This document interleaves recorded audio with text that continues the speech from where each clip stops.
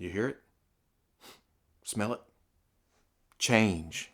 Change is in the air.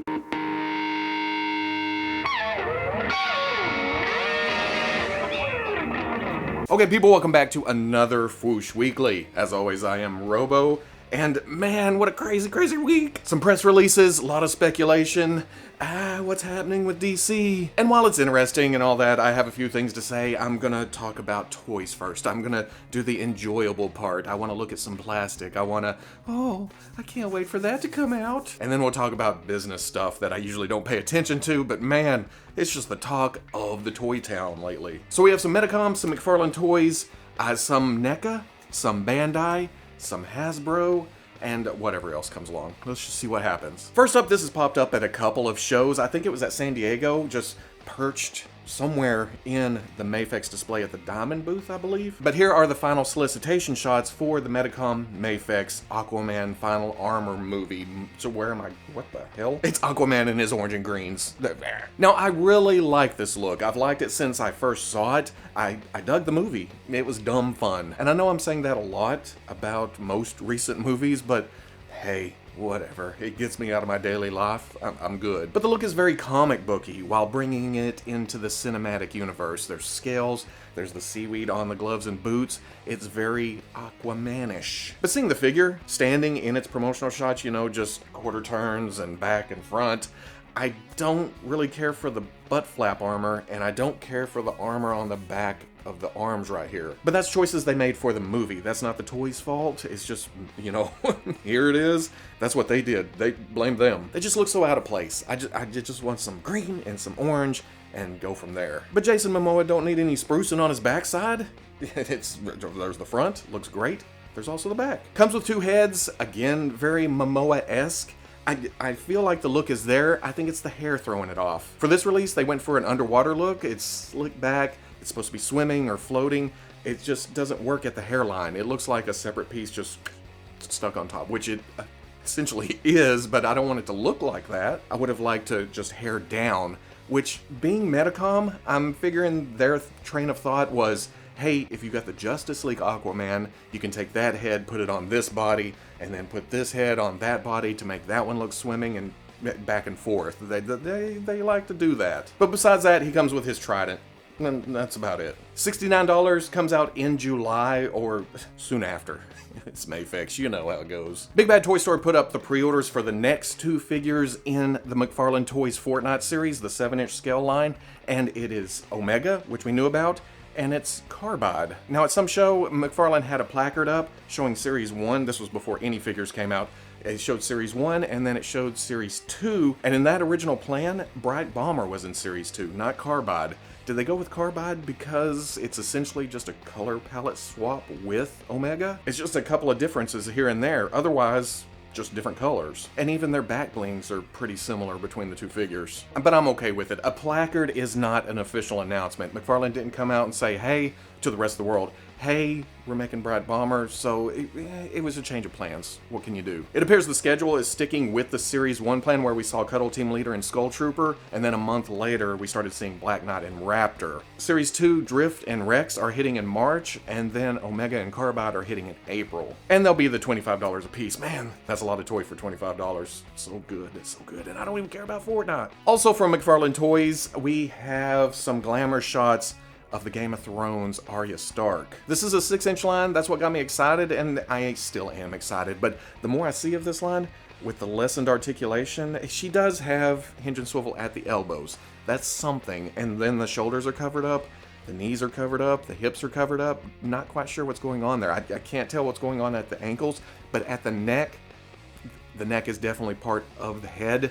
And then what's going on down here? Is it just a swivel? I don't know. That may be an indicator of the rest of the articulation in the figure. I will say her holding the knife and the sword, I like the angle of the hands. It's not just straight up toy holding a sword, you know, where the sword is just straight up. There's actually some realism to how she holds it. But is there articulation there? Is it stuck at that angle? Is she always just gonna be standing with the hands out like this? Otherwise, paint sculpt looks fantastic until you get to the head, and it's looking a little bit wide? I don't know, flat? Something is off right there. Hopefully it's the shadows. Hopefully it's the weird pictures, maybe in person without all the shadows and stuff, it'll look a little bit better, because we know from the digital sculpt that they originally showed, the likeness is there. Let's just hope it's hammered out by the time the figure sees release. $20, it releases in April. I'm gonna have to give it a shot. It's just too good to pass up. If nothing else, it can stand with my Funko stuff that I can't move around for fear of breakage anyway. Another figure we've been seeing here and there that finally got a solicitation last night, late last night. I think I posted this article at 1:30 in the morning. That would be the Bandai SH Figure Arts Harry Potter Severus Snape. And yes, get it out of your system. I'm an old Kylo Ren. Do you feel better? I know I do. Now, the Harry Potter line doesn't really lend itself to action figures. It's dudes and kids in robes and some colorful stuff, nice accessories. I think that's where the line can shine, is lots and lots of accessories. But you get back to human size, or adult size, I guess, then they're gonna cut back on the accessories. The kids, they came with all kinds of stuff. I guess because smaller figure, they wanted to pack it out a little bit. We get to Severus, standard size adult figure. He comes with his wand. Okay, he does come with an alternate head that is essentially just Alan Rickman with an open mouth. Kind of different, which I don't know where else they could have went here, but it is nice to have an extra head. But man, I would have liked to see some potions or something. Something? But at the end of the day, it is an Alan Rickman action figure. What more do you want? It's not up for solicitation yet. It's supposed to go up January 9th, I believe, with a release date of May, and then the price will be $55, $60, somewhere in there. Best of all, not an exclusive, so you'll be able to order this anywhere. Not news, really, just old figure, new packaging. NECA threw up pictures of the single-carded Teenage Mutant Ninja Turtles 1990 movie Michelangelo, and it's looking good. This is coming to GameStop. Everyone that didn't get in on the San Diego exclusive can go to GameStop, pre-order, get them there. It doesn't come with everything that the San Diego set came with, but I'm just after the figures. I don't know, I still haven't opened mine. Here's something off the wall, and I'm not gonna say Robo don't know, because I know it's Revoltech, I know what it looks like, but this is, and I'm gonna have to read this, the Kyoto Revo Geo #1 Pandanus Imperator? Pandanus Imperator. I don't know, it's a scorpion. Fairly large, realistic looking scorpion. I don't know, it's so weird that I'm interested. Now, being Revoltech, I expected joints all over the place, but it does appear that the legs on the sides are pretty solid. There may be joints, maybe they're hidden, maybe they don't show them off in the promotional shots, but those being solid would alleviate a lot of frustration with this. I'm kind of picturing the same thing as the Bluefin release of the SH Figure Arts Ant Man that came with the big ant. They made the leg solids on the side to help it stand up, so it's not constantly falling or, collapsing under its own weight. They do go out of their way to make sure you know that the pinchers go up and down, and then the arms, and then the tail, of course, so the important parts of a scorpion are fully articulated. And from the look of this magazine scan, this is just, well, of course they call it #1. It's like, hey, here's #1. You'll never see any more. They plan on releasing more in this line. Next is a crab, and then after that, all sorts of bugs and creatures. If I did get this, I have no idea what I would do with it. Maybe slip it beside, Ant-Man or something, or maybe you have a Clash of the Titans shelf. Yeah, it works there. Either way, it looks like a cool little thing. $62, releases in February. And speaking of Revoltech, that brings us right into a new magazine scan of the amazing Yamaguchi Bleeding Edge Iron Man. Ooh, look at this, look at this. It's showing the accessories, the flaps, the panels, the effects, the missiles, all this kind of stuff. I believe we have a Carnage type situation on our hands here. And I say that as in Carnage came with a lot of stuff to attach to the figure. Iron Man is the same case. He even has panels that open up, blast come out the back for a rocket punch type thing. The squirrely twirly missiles shooting out of his back.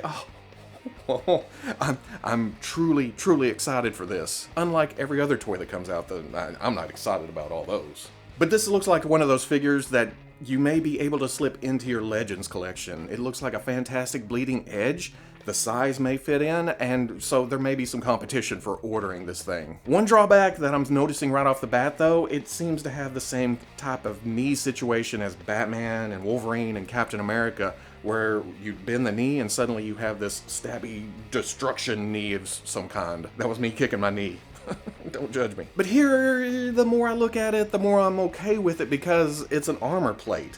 it's part of the shin guard. Don't get me wrong, another part of my brain's going, hey stupid, it's Revoltech. They could have easily put that knee pad on a joint so it'll close up when you bend the leg, but at the same time, it's a big old dude in armor. The scan says that it releases in May, so we should be seeing solicitations for it any day now. And click, I'll get mine, and then we'll talk about it. As long as I secure mine first. Here's a new magazine scan of the Bandai SH Figuarts Captain Marvel. Not a lot new going on here, it's all stuff we've seen. I don't think there's any new information here, but there are some extra shots of like the helmeted head and the unmasked head, just different angles. That and her standing with the power behind her, that looks pretty cool. I wish I could do that on the shelf, but not happening. But I'm really liking the helmeted look. It's a good look at the side. Got the faux hawk going back. I don't know if it's coming out of it and then going back, or it's just the whole thing just shoved into a slot on top. Either way, it looks fantastic. Can't wait for this. Also, new news that isn't actually news. Hasbro sent out new promotional shots of the Marvel Legends, Spider-Man Legends Kingpin wave. And they have sent out a lot of promotional shots on this wave. I don't know why. I don't know if it's because of the backlash of, oh, there's modern characters here. Oh, there's 2 classic characters here. Whatever your style is, there's going to be some griping about it. But we saw the original promotional shots, we saw the solicitation shots, we saw some glamour shots just last week, and then new shots here. Except of Night Thrasher. It seems like they always miss one character in the wave. With Captain Marvel, it was the, what was he called? It's the dude in green. My brain is... But like I said, you may not be down for this wave because of the inclusion of modern characters. Maybe you don't like Red Goblin. Maybe you don't like the modern interpretation of Symbiote Spider-Man. Or you already have your perfect Black Cat figure. I'm good with this. Damn that movie. Spider-Verse really, it's like, oh, hey, there's all kinds of different universes. I can shove all this onto the same shelf. And that's where my mentality is at the moment. Perfect timing for this wave to hit. Oh, maybe they planned it like that. But also at the same time, my big comic book reading time was around the time Silver Sable showed up. Puma was running around, so I'm excited about those figures too. Night Thrasher. I need a Rocket Racer. I need a Cardiac. I want these too. But the big elbow to the collectors everywhere seems to be the 6-armed Spider-Man. Yes, some articulation was removed. I'm not going to get into the whole thing of why I think they removed it. I've said it before. It doesn't matter. If you don't like it, you don't like it. It doesn't come with a Build-A-Figure piece for Fisk, so you could skip it if you don't want it. And along with those, we also get a new promotional shot for the Riders Deadpool that comes with the scooter. I like shots like this. It lays out everything that you're getting with it. The dog pull, the squirrel pull, the Bob Agent of Hydra head. Deadpool's looking nice, but I'm really liking the decal sheet, or decal, wherever you happen to be from. I may need a couple of those just to stick stickers everywhere. But we get this. Where's the pretty shot of Professor X? Either way, both of those hit in April. And then we get to the boring business type talk that's not gonna happen for a year or two, or if ever. And I don't mean the Mattel thing, because the Mattel losing their Boys Action license for DC Comics seems to be a done deal. It looks like they're keeping preschool and girls, and then Boys Action, which I know it doesn't specifically say action figures, but that seems to be the general consensus. That's even confirmed by Randy at NECA on Instagram. And he would be one to be watching the license, and probably has been watching it, because they showed that Batman and Superman a while back. Maybe this frees, or maybe he thinks you can work something out with Spin Master.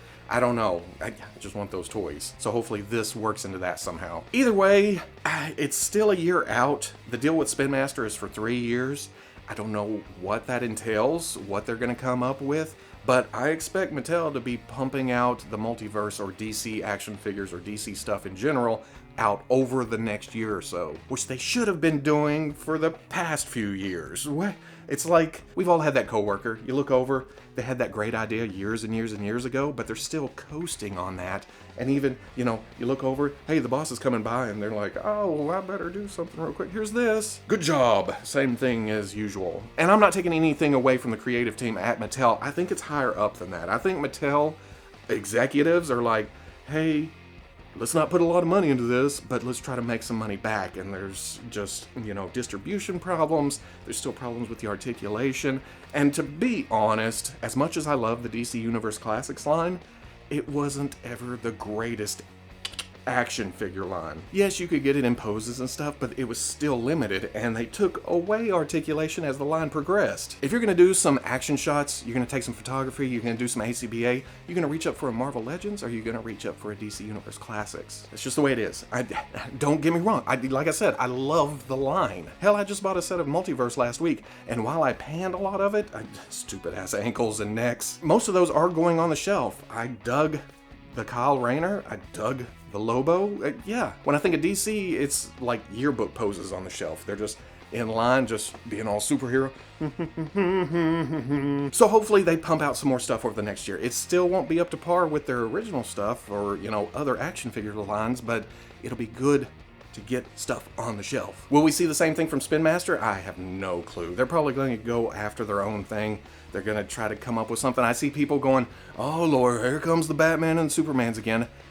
Yeah, you don't pay for a license and then make obscure, secondary, tertiary, Z-list characters and hope the general buying public picks them up. You're going to get your Supermans, you're going to get your Batmans out there, and while collectors who have been in this for 15 years or however long we've been buying DC stuff from Mattel, you can't just market to that small percentage of people. You want to market to the general population. You put Superman and Batman on the shelves, even kids are going to buy it. People that don't really know a lot about DC are going to buy it. That's what you're going to do, and that's what you do with the new license. If they even go the 6-inch route, they may go 3 3/4 inch. They may go more young adult. They may go more kid. You have no idea. I see people saying that, you know, they need to keep the same aesthetic. They need to keep the same sculptors. They need to keep the same... I doubt that happens. I really, really doubt. They're going to try to do their own thing. Yes, when Hasbro got Marvel Legends from Toy Biz, they tried to continue with the same thing, but they eventually evolved. They changed the articulation scheme, they changed the sculpts, and a lot of that stuff isn't compatible with Toy Biz anymore. And you know what? We're better for it. It's evolution. That's where we're going here. But if not, like I said, the license is for 3 years. Who knows what'll happen after that? I waited longer than that, I think, if I remember right, for good Marvel Legends again. I waited way longer than that for 6-inch Star Wars figures. But we probably should have seen this coming with the layoffs from Mattel, and then at PowerCon they were like, hey, you like Thundercats? There has been some speculation of Mattel going after the Star Wars and Marvel licenses from Hasbro, which those seem to be up here in a year or two. I think that is pure speculation. There's probably some merit to it. Mattel may make a go of it. And maybe that's why Hasbro's pumping out the Marvel Legends at the moment. Just an avalanche of Marvel Legends. And then bringing the face printing tech into Star Wars and the MCU figures. It's just like they're hitting on all cylinders at the moment. I don't see them losing the license, but then if anything, I can imagine Disney bringing all that in-house just so they can make more money. But looking at the Hasbro side of things, Hasbro spent a shitload of money this year to get Power Rangers. It seems like they're going to go all out with the Overwatch line. Are those replacements? Because there may be a chance that they're going to lose Star Wars and Marvel? Is this their backup plan? Hey, I just came up with an idea. 6-inch Joes, you own the license. There's a movie coming. Let's do it. So yeah, everything, there's a lot up in the air. What's going to happen in the future? A lot of indicators leaning this way, a lot of indicators leaning that way. But when it comes down to it, man, I'm getting old, you know? I'm looking, we just talked about a shitload of plastic. That is coming. I'm going to be excited about that, and then whatever may come in a year, 2 years, whenever that may happen. I don't want to think that far. Even though some solicitations we see is that far away. I'm just going to worry about plastic for the moment, and then if we have to get down in hunker down mode, we'll do that later. Okay. I'm done. Shirts from Ripped Apparel. I know I forgot to mention that last week, and then the shirt sold out before anybody could grab it. But yeah, rippedapparel.com. If you use promo code Fwoosh, you get 10% off your order. Just trying to help out, keep you clothed. So if you like this Fwoosh Weekly, comment, like, subscribe. I'm gonna go take a break. I got you on the Fwoosh.